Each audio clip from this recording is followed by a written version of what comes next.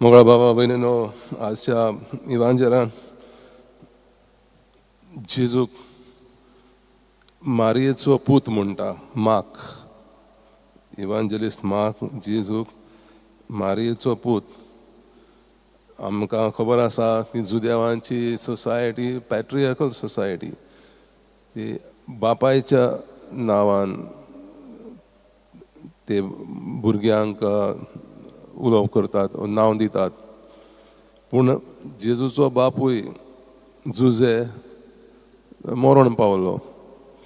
तो आपलें आपोस्तल कार्य सुरू केलें तेन्ना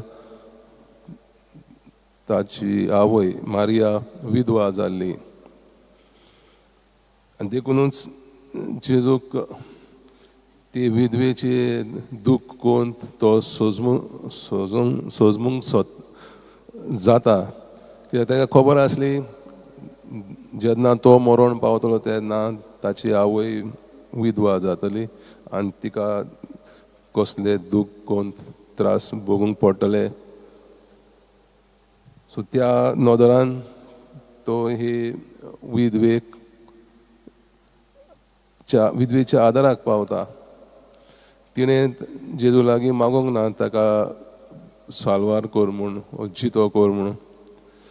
जेजू आपकुशीन तिच्या पुताक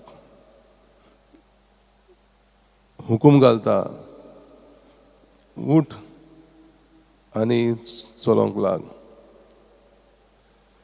एलायजान प्रवाद्यान जुन्या करारान ताणें एका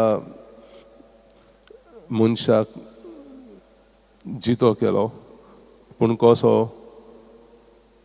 तो त्या मोड्याचेर रोडटालो, देवा सायबा कित्याक म्हूण तुवें ताचो जीव घेतलो. हांव ताचेच घरांत रावतां, हांव म्हजी कार्य जें कोत्तां ताच्या आदारान कोत्तां. आनी तो न्ही एकटोच पूत तुवें ताका वयलो, ताका जीव दी.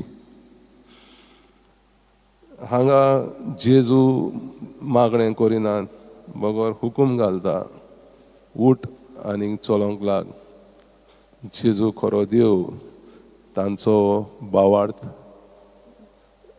कमी आसलो.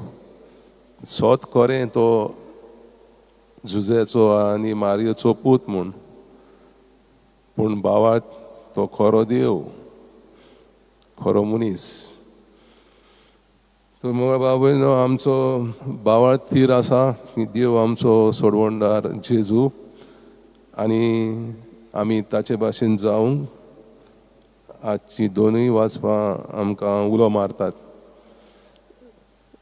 दुसरी दूख त्रासान सांपोडल्यांक, गरजेवंतांक आदाराक पावूंक आमी मोगाळ दोयाळ क्रिस्तांव म्हूण दाखोवंक जेन्ना आमी एकामेकाक पावता, जेन्ना आमी देवा थंय उलो मारता. जसो देव आमकां बेसांवांनी भरता, आमच्या उल्याक ताळ्याक उतर दिता, तशेंच आमी एकामेकाक पावोंक जाय. आनी हे भाशेन आमी खरे क्रिस्तांव म्हूण सगळो संवसार पळयतलो.